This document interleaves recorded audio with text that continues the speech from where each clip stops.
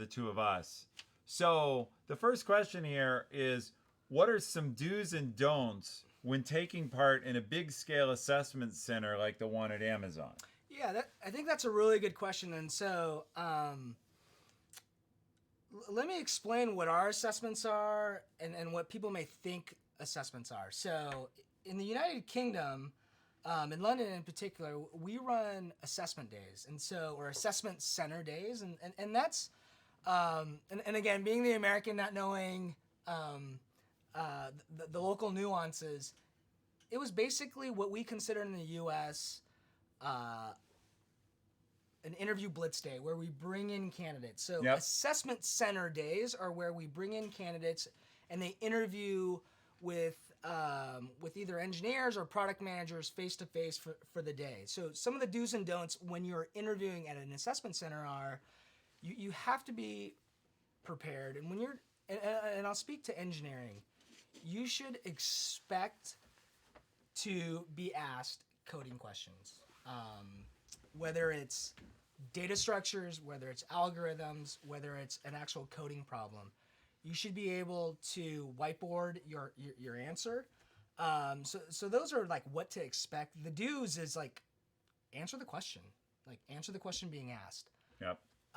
There aren't a lot of don'ts. I think it's just common sense.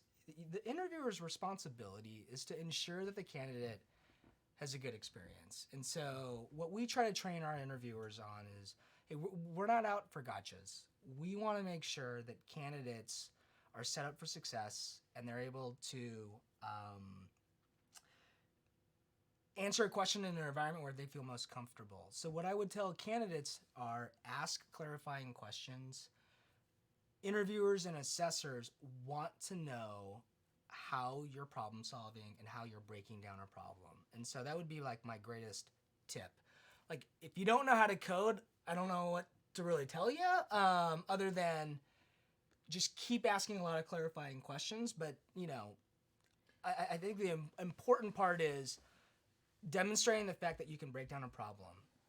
With that, in North America, there's two phases. So we do an online assessment and then we do an interview blitz. And so during the online assessment, the do's is like, hey, make sure you got Wi-Fi.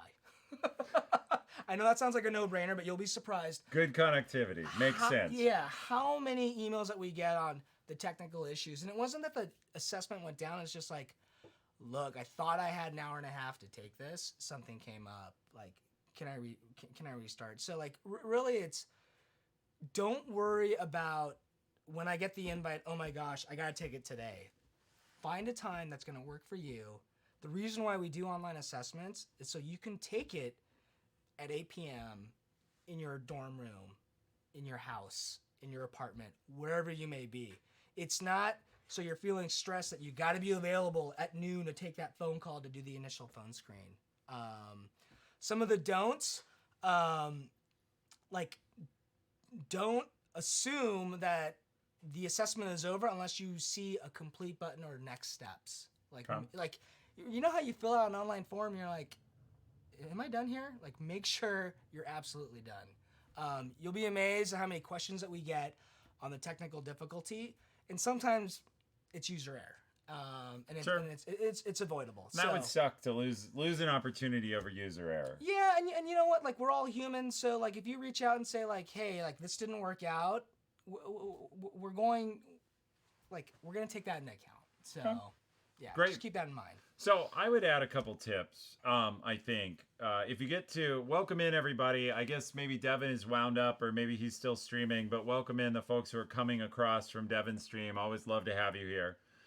Tonight we're talking to Albert Kim, who's head of student programs for the Americas for Amazon. And so we're talking about recruiting at scale. And right now we're answering the question, what are some do's and don'ts? I would say a couple of do's and don'ts. Do be polite, do be civil, do be engaging. Don't come in with a chip on your shoulder.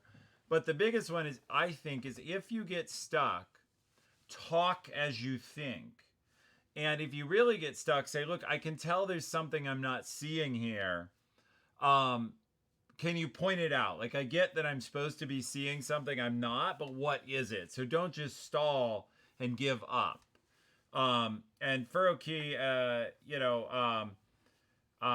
you should probably throw that in our questions, and we'll come back to it. But let us talk a little bit about how assessments were developed. I think that'll be interesting for everybody on this topic. The way the assessments were developed is we realized that the effort of recruiting thousands of students and thousands of interns was getting out of control. And we could no longer fly Amazon teams to every to every university to do that. And to do in-person interviews. And so we had to have a better way. And what we came up with is we started trying to develop assessments that would give us an initial sense of if someone was a good fit for Amazon, both in terms of skills and in terms of approach. And what we did, though, is we ran the first few years, we ran those assessments and got the output, and then we still did full human interviewing. And we used the output of the human interview, who knew nothing about the assessment, to see how often they were matching. And basically, we created training data. And it was only after that training data was accurate, where the assessment was a good predictor of the human outcome, that we started using it and scaling it.